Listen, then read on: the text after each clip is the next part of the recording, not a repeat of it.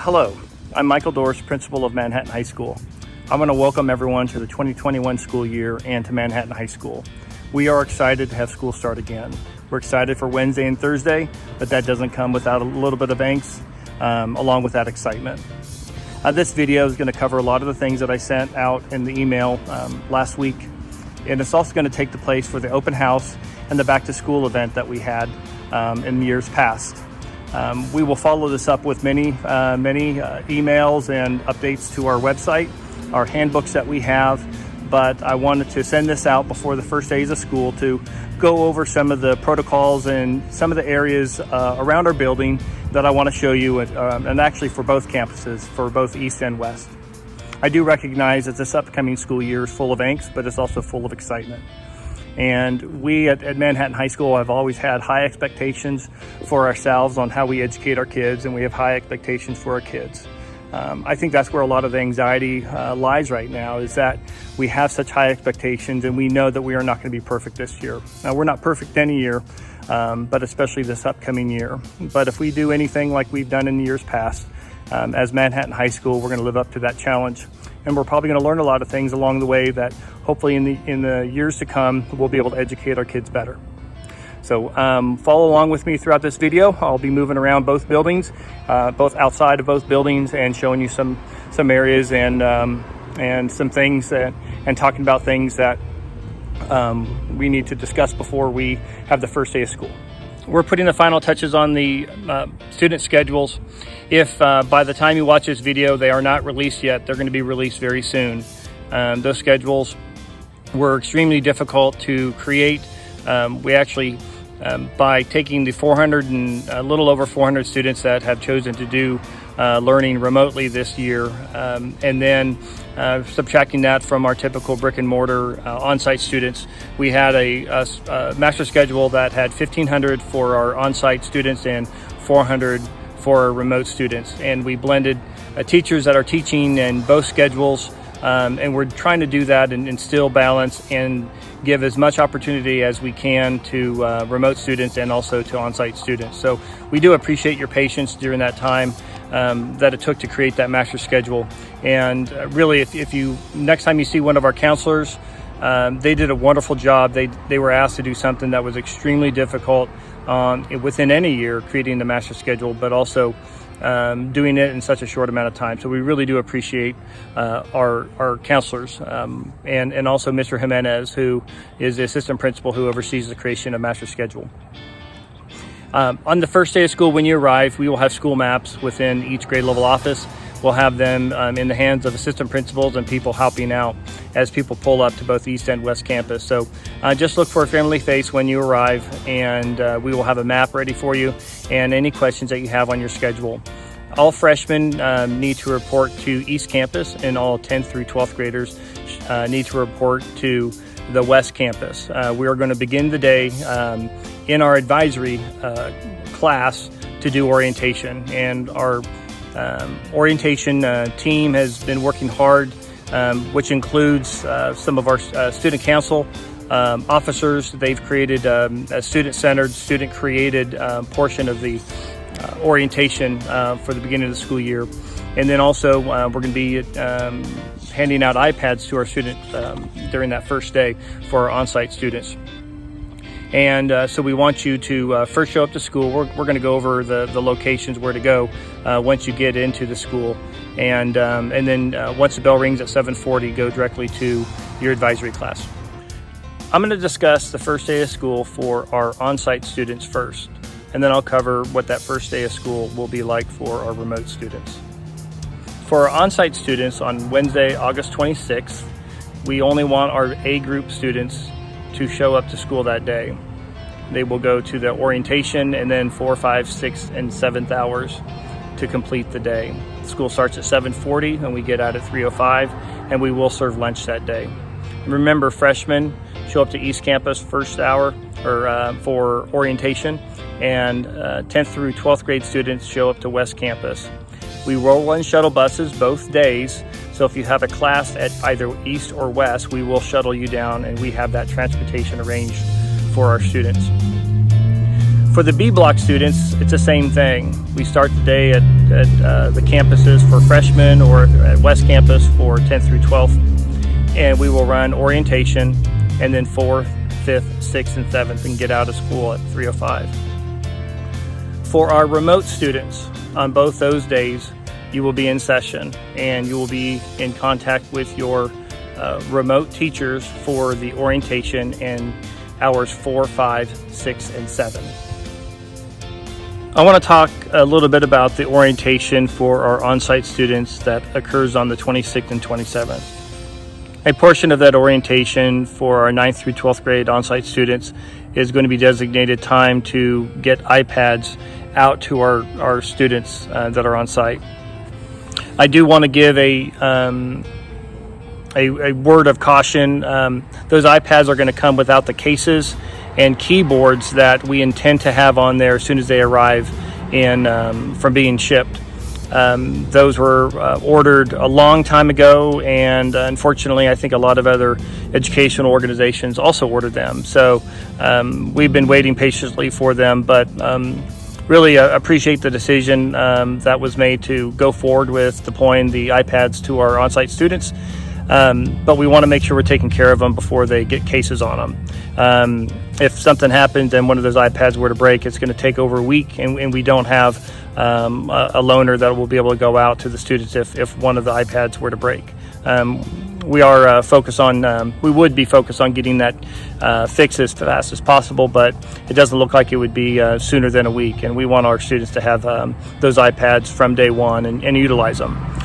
Just wanted to share that information about iPad distribution on the first day, and then also that they will come without the high protective cases that we want to eventually have on them that come with keyboards. So they'll be outfitted like a typical iPad would if you've seen a typical iPad with the foldable flap cover and the lighter use case that is usually found on iPads. In these upcoming weeks, you're going to hear phrases like checking in, check-ins, meaningful check-ins, or learning logs.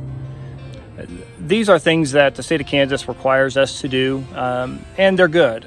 They're making sure that students who are not engaging in learning activities or are not engaged in the lessons that are either occurring on site, remotely, or during for an on-site student during one of their off A or B days. So the meaningful check-ins, if a student is not on campus on a particular day, if they're off A day or off B day, or any of our remote students on any given day, the state of Kansas is wanting to ensure that each school is engaging that kid and they're actually engaging in learning activities. The expectation for the state of Kansas and Kansas State Department of Ed is every kid will engage in 390 minutes on any given day for their education. And when a student is not on site or engaged by a teacher, there is a need to fill out a learning log. There's going to be more details coming out about the learning log. I don't think that nobody wants to watch this video where I explain all the details of that. But you'll see that learning log. And to simplify it, what we want a kid to do or a family to do is just write down the learning activities that student is doing, and count anything if it's part of a learning activity for that particular class and for that particular student, and put the amount of time that is spent on those learning activities, and then total them up, and they should total 390 minutes. On any given day when a kid is engaged at Manhattan High School within our building, they're engaged for 390 minutes. And that's what the state of Kansas is wanting to ensure, that we're engaging our students and that we're providing the education that they do deserve. One big change for this upcoming school year is that our dress code policy, we've added the ability for students to wear headwear during the school day while inside Manhattan High School. We do ask that you review that policy because we refer back to Board of Education Policy, JCDB, and then also that the appearance and guidelines that are part of that policy are still followed. But headwear will be allowed for our Manhattan High School students, and even for our faculty and staff, that professional headwear is also allowed. We're excited how this will help us increase our positive interaction with our student population and each other. And also I want to take the time and thank the students and parents and just the people within the community that were patient with us as we walked up to this decision. Really do appreciate the time and the efforts that were put forth in those conversations. So thank you. We care about all people at Manhattan High School, and we appreciate the efforts and the time that people have taken to share your struggles and your successes as part of our Manhattan High School community. Understanding those experiences will help us serve the people better that are our kids, our family members, and our community. We're not going to sit aside and watch what's going on throughout our world and our country and not respond in a positive way. We are committed to continuing to learn from those experiences and have the courage to stand up when we see something that is wrong. Watching the death of George Floyd, or hearing about the death of Breonna Taylor, or learning about the death of Emmett Till that occurred nearly 65 years ago. When you get those experiences inside you and you're a compassionate person, you have to be committed to standing up for what is right and standing against what is wrong. So we're going to continue to increase that perspective and help people along that struggle in that area.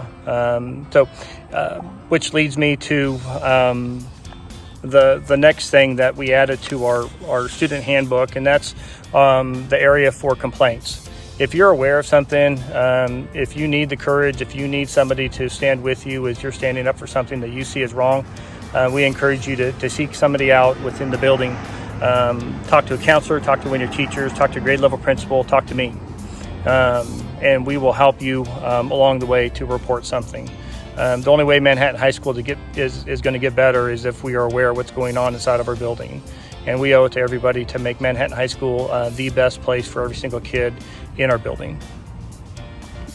The next part of this video, I want to walk through some of the safety precautions that we have in place at Manhattan High School and our school district.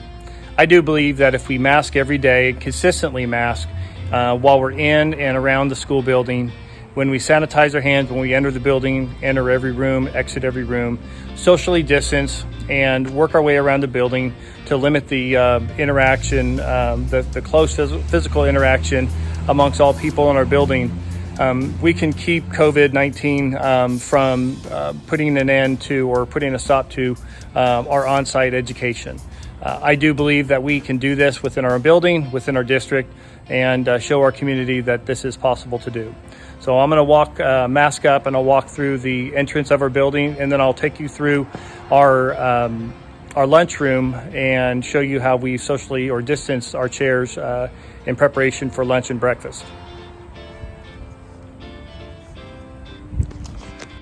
We also ask, as you are walking up and down the stairs and throughout our halls, just to remain on the right side of those halls and allow traffic to flow in as that direction. We just thought about making a traffic flow in one direction throughout the building, but the sheer size of Manhattan High School and the limited passing period of 7 minutes would really prevent an efficient way of walking around the building and getting from class to class. So we do ask that people stay on the right side of each hall and the right side of each stairs. The tables behind me are good representation of how we've removed many of the chairs that are in both lunchrooms at East and West Campus. This does a couple things for us. It decreases the amount of students at each table, but it also allows us to focus on the areas that students have sat during their lunch or breakfast time. We actually are going to have designated breakfast areas, so when students arrive, they can still sit in the cafeteria or the commons and utilize some of those areas there, but we know where students are eating, and because while they are eating, they're unmasked. So we are going to have a designated breakfast area, but the entire cafeteria West Campus's area is open during the lunchtime. So we do ask that students don't move chairs or don't add chairs to a particular table, but leave the chairs where they're at each individual table. Also during lunch, to decrease the number of students at each lunch, we are going from a 2 lunch period to a 3 lunch period. So whatever particular day you have lunch that hour, we're going to have a third of our schools have first lunch, a third of our schools will have second lunch, and then the other third will have a middle lunch in the middle of one of those hours. So for that, if you have a class with a middle lunch, you would go to that class, you would report, you would do those learning activities, and then you would go to lunch, have lunch for 30 minutes, and when you were done with that lunch, you'd go back to class for the remainder of that hour. I'm at door 6 right now, the south side of the entrances at the West Campus. You'll see that we have 2 more hand sanitizing stations right here. So when kids enter or anybody enters the building at door 6 or at door 1 or at door 29, those are the student entry points, door 1, 6, and 29.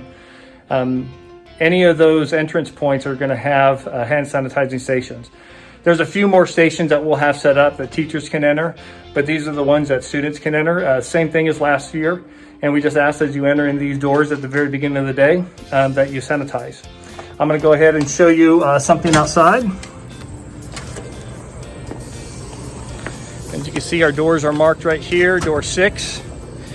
And then an additional thing that we have going on at West Campus is the construction has begun on the west side of our building. So West Campus, you will be unable to drive around the campus. And one of the areas that we had designated for parent pickup and drop off was the south entrance and exit. So you can see the door 6 right behind me, and now you can see our construction trailer and now our construction fence. So construction is underway on the west side. The east side is not going to be under construction for a number of months, a good portion of the remainder of this year. So I just wanted to point this out, that this area used to be an area that we could drop off and pick up students. So those areas that we're going to focus on for parent pickup and drop off are front loop. If buses are not in the front loop, we do ask that you pull up all the way and be prepared to exit rapidly. Across the street is Pine Street. That's right next to the district office. I will show in a video clip soon after this. I'll show a video where Pine Street is. And then also in the Sunset lot, which is the northeast lot. Parents can pull up in there and drop their kids off. So this is an area that you can't pick up and drop off anymore because of the construction, and now because you can't drive around. While I'm here and sitting in front of the construction area, I do ask that everybody remains away from the construction area. A lot of things are going on behind us, and the complete construction zone is fenced off. So we appreciate your help with that. Right behind me is Manhattan High School West Campus, the south side of it. And this is going to be the teacher parking lot, the construction zone right behind me. And then this right here is the Oak Street lot. Students are allowed to park in the Oak Street lot. And the area or the road is Oak Street. That goes right up to the zoo. That is also an area that parents can pick up or drop off. It would be a good additional location because it's right by door 6. And in the morning, door 6 is open up until 5 minutes after the first bell rings. I'm standing right in front of the school, and right behind me is the front of Manhattan High West Campus and door 1. This is the front loop. This is where our buses will come and drop students off at the very beginning of the day. Like I said earlier, I would put it on as your last choice for dropping off and not picking up, but dropping off your student at the very beginning of the day. And if you do, pull up as far as you can and just have your student ready to get out as fast as we can, because we have a lot of buses coming up and dropping off here. Across the street is our district office, and that is Pine Street right behind me. Pine Street is also a good location. It's not in front of any of our schools, but it is a good location that parents will pull in or even pick their students up at the end of the day. And then the other location is our Sunset lot. That's Sunset Street, where Sunset will join to the south side, Point in Westwood. Our Sunset lot is an area that students can park. The students can park in the Sunset lot, in the Oak Street lot, and I will video and show a clip of the final one. It's in the northwest lot. So the Sunset lot right behind me, parents can pull in and drop their students off. We do ask students to stay out of the lower lot right there, and then also the triangle lot across the street, and then directly south, the South Teacher parking lot to the south side of the school. I'm standing on the far east side of the Sunset parking lot looking back at the school. The school is behind me to the west. This is the cemetery wall, and in years past, the cemetery wall, we allowed parallel parking. You may be able to notice that there is a yellow line down the center of this now. Because of construction from this point on and even post-construction, this is now a two-way street, and we will have a two-way street going around Manhattan High School at the completion of the opening of the west side. But right now, remember, the west side is under construction, so the complete loop around the school is shut off. But we do need a two-way street here, so no more parking or parallel parking along this wall here. So that being said, I did mention that this would be a good location to have a parent drop-off as a parent drop-off location. I don't think that, as I pan here, this entry point is slightly bottlenecked. So we're gonna ask that you use the two other ones to the south. Don't enter the Sunset lot to do a parent pickup or drop off, or even to park in the Sunset lot behind me.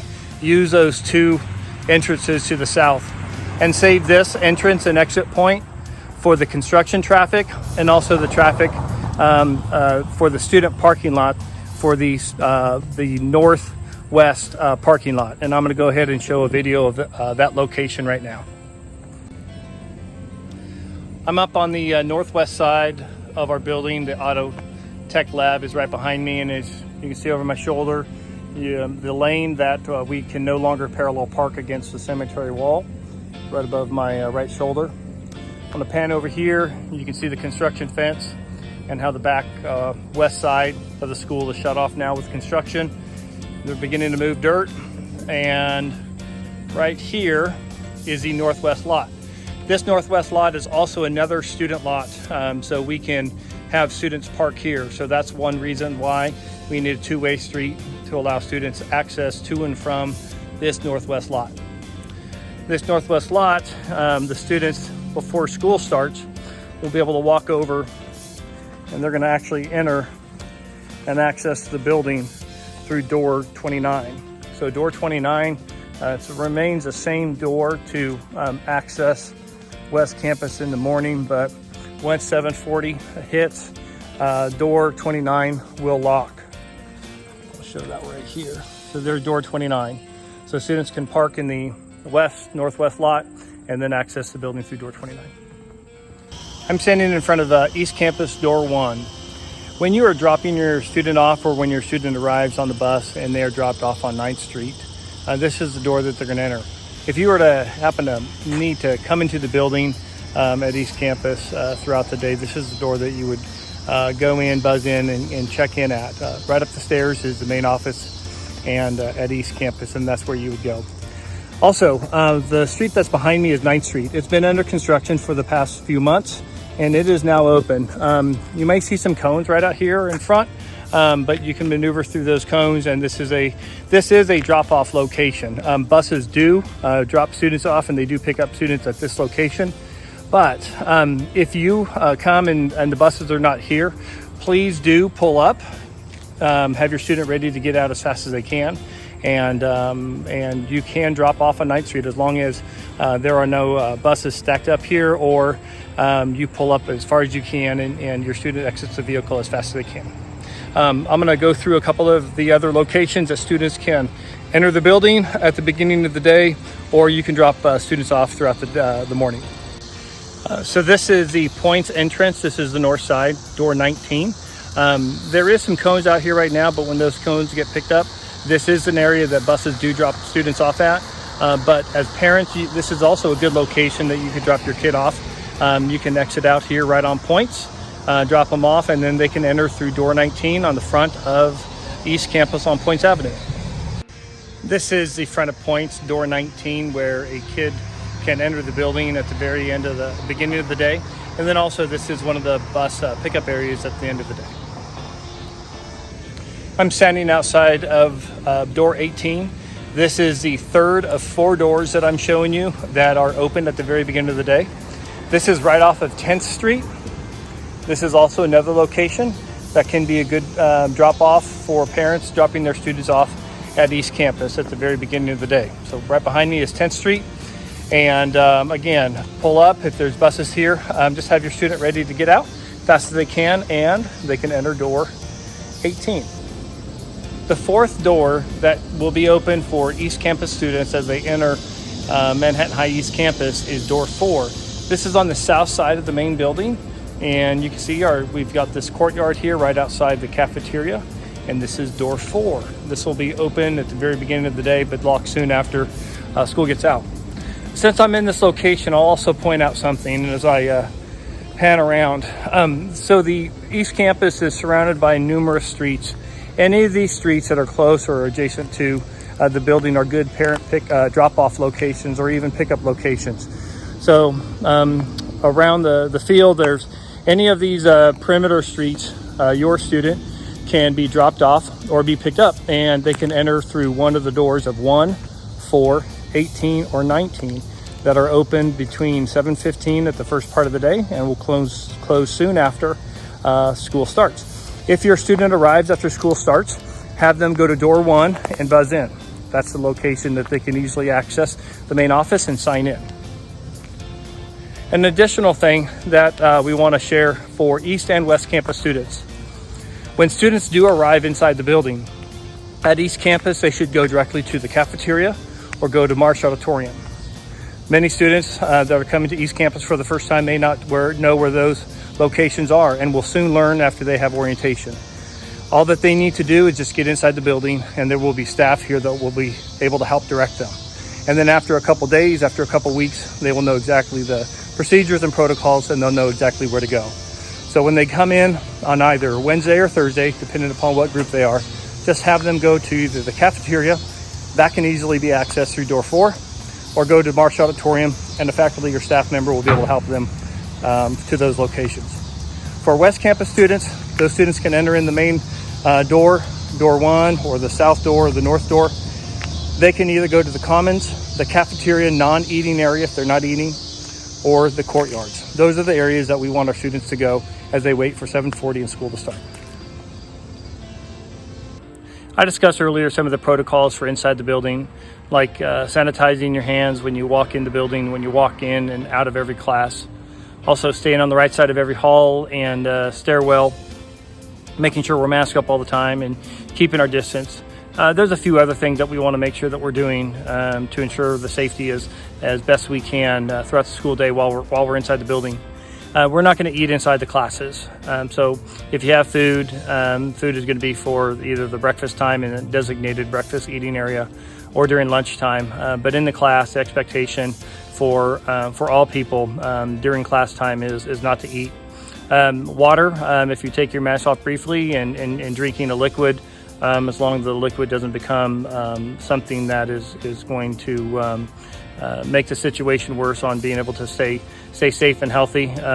So we don't want to share bottles. We don't want to leave bottles. We want to be cautious with the drinking bottle that we have. So make sure that we're just keeping safe with drinking. Remove your mask only for the amount of time that it takes to take a drink out of your bottle of water or any other drink. We're not limiting the drinks that we have inside the classroom, but we are limiting the access to food while we're in the classroom. In addition to that, the parent picking up of students, we want to make that procedure as easy as possible. So in the email that I sent out or on our website, we have our grade level teams. Within that grade level team, we have 2 counselors, a grade level office professional, and a grade level assistant principal. We want you to work through that grade level office professional to call your student out. So this is going to limit your contact within the building.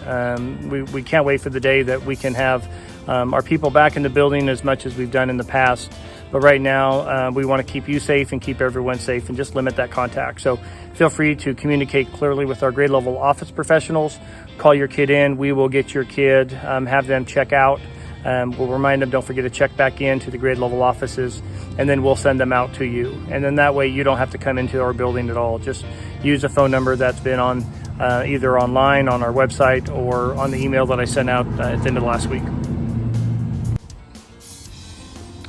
At the end of last year, when the district surveyed our families and about the continuous learning that occurred at the very last semester, the last part of last semester, in our response to the coronavirus spread, was the need for us to be consistently using Canvas and all the tools in Canvas.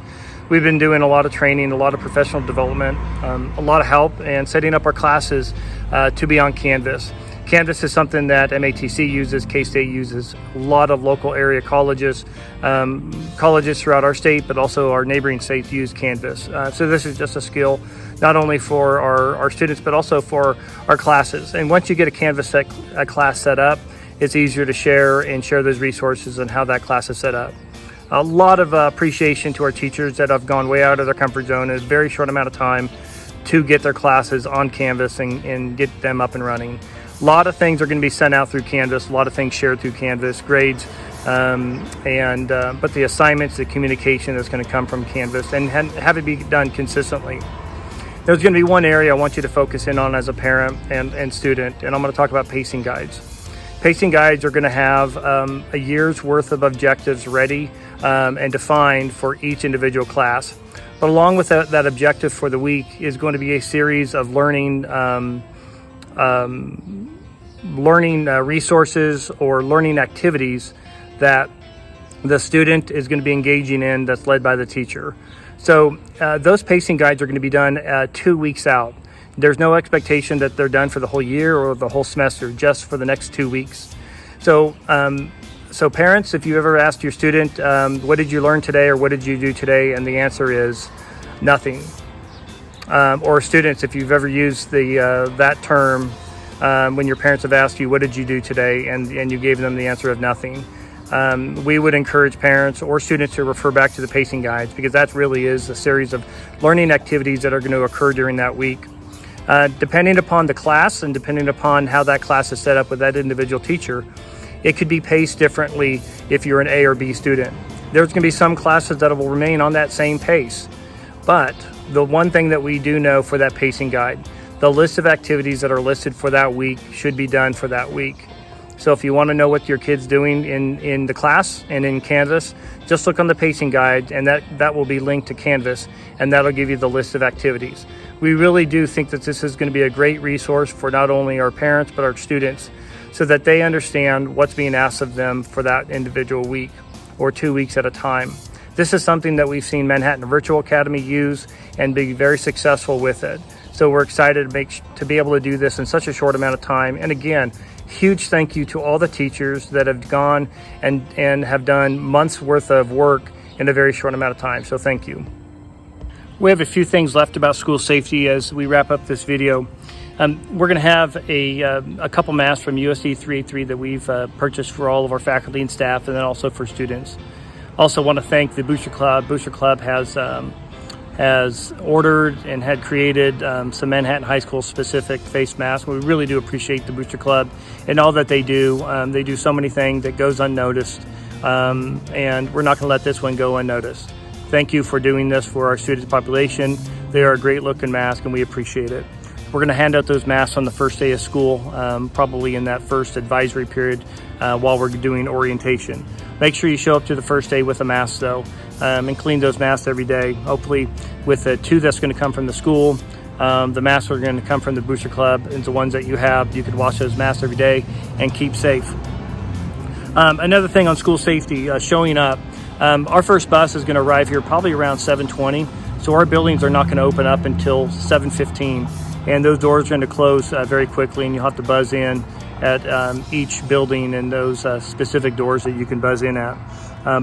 So door 1, if you're visiting the building, or all students at West Campus, it's coming in, you're coming in at door 1, and the same thing at East Campus. You're going to buzz in at door 1, and main office staff or security staff will let you in. So those doors open up at 7:15 and will close pretty quick after this first start of school. And then those doors really don't open back up until the next school day. So even at the end of school, the doors remain locked. They will remain open during the lunchtime at West Campus. There's a lot of questions that have been out there about open lunch or closed lunch. Right now, we need the help. We need to allow our kids that time. I've heard from a lot of families and kids that their kid plans to go out to their car and eat at their car and just get some time out, a little bit of time out of the building. So we're going to continue to allow that for our upperclassmen at West Campus. You're going to have 5 minutes less, so it's good to note our lunch times have been 35 minutes in the past, and this year they are going to be 30 minutes. And the reason for that is we needed that time for each one of those lunch hours so that we could fit 3 lunches in and decrease the amount of kids that are at each lunch. So make sure that you're following protocols as parents or visitors if you're coming to the building. If you absolutely have to, do that. If you can avoid it, we're even allowing meetings like IEP meetings, 504 meetings, parent-teacher meetings to be done via Zoom. More information will be coming out about our student-led conferences. We're going to allow for different formats for that, and we're not going to do the format of those 2 nights in the building, but we're going to work on making ourselves available for setting up Zoom student-led conference meetings. For the 1920 school year, we focused on a set of professional skills or essential skills that we defined early on, and we reminded students and teachers and parents throughout the year, and that was to show up every day on time, ready to work hard, have a good attitude, to be drug-free. I wanted to share with you some data that came from last year, and this is comparing the beginning of school last year to the right before spring break started, and we compared that to the previous years and years before that.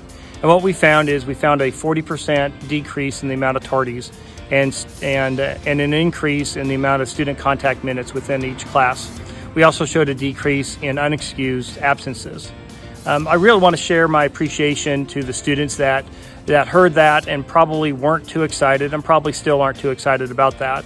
But we do believe that if you're in class and engaged, that just is going to make a better you and give you more opportunities to be an engaged person and helping you become an engaged citizen in our community and in our state and in our country. So, that is really one of the ways that we show compassion towards everybody is we are fighting for the time that you are in class and that are engaged in class. That could have gone a bunch of different ways, and it could have gone bad last year, but it didn't. And that's because the students heard what we were asking of them, and they responded very well. So we really do appreciate the efforts that the students put forth last year. A couple other things that I wanted to talk about as we're wrapping up this video. The students who are remote students that are wanting to participate in athletics or activities, that is allowed. If you're an off A or B on-site student and you're not here for a particular day, or you're a remote student and you're coming to participate in an athletic activity, the protocol is to arrive 10 minutes after school gets out. So school gets out at 3:05, so you would arrive at 3:15. For our activity period, we are just going to focus on our officers meeting when we have set activity periods.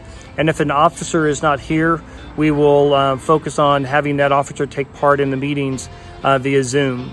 We don't want people coming up to the building, whether you're an off A or B day student or a remote student, coming up to the building when you can Zoom into that meeting. So we're going to focus on those meetings being done like that.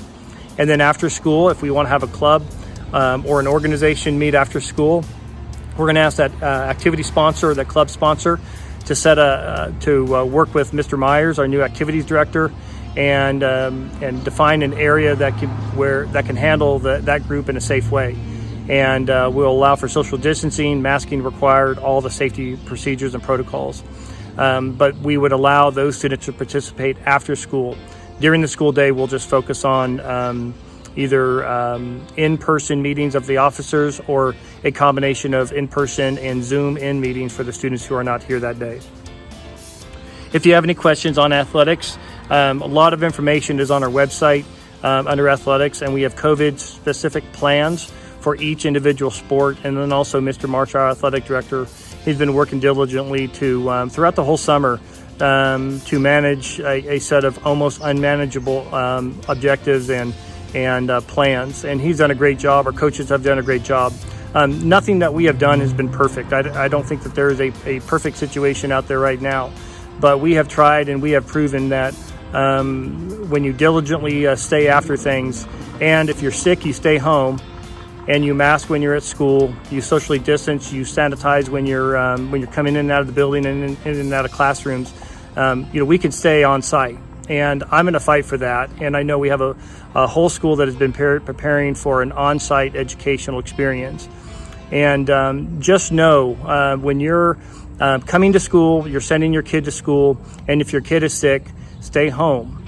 There's no reason to jeopardize not only your health, but the health of many others, and also the efforts to continue on-site education. So I cannot stress this enough. Understand what you need to do before you come to work or before you come to school. And you're not only holding the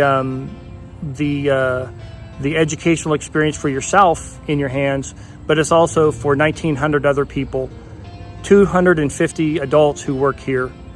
That's what we're risking. And I'm just asking you to diligently monitor yourself before you decide to come to work or come to school. This wraps up the information that I shared via email end of last week, and the information that I had prepared for you for this video. There is more information that I know in the coming days and the coming weeks that we will need to share. So stay tuned to your Infinite Campus messenger or your email that you get from me. And then really want you to encourage your kids to get on their school website, get their school email off of Office 365 and get that opened up. That's a huge amount of communication that comes through that channel that we want to make sure your students are getting, and not just you. So continue to monitor that. I want to thank everybody in the community and the parents and students that have asked good questions, even if they've been tough. A lot of times people are apologizing because they think we're busy past the point where we can listen to a great question or listen to a question. Those questions have allowed us to be prepared. So I really do want to thank you for that. There's been an enormous amount of grace and an appreciation and understanding, and even struggle, as parents have contacted me because they're struggling with either a decision that's been made, something that they don't understand. But those conversations that we have with our parents that are reaching out to us help us get better and help us better understand what our parents or students do or don't know. So I want to thank you for that. I want to thank you for taking the time out of your day to help us get better. So we are excited to get kids back into Manhattan High School.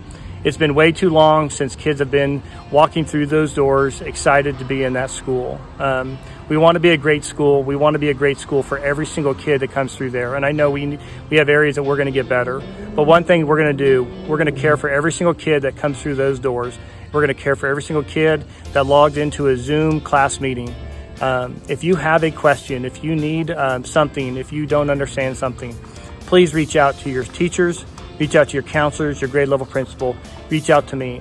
Those are the only ways that we are going to get better, is if we know how we can get better. I thank you for your time watching this video, and we look forward to getting your kids in our building and in our classes. Thank you.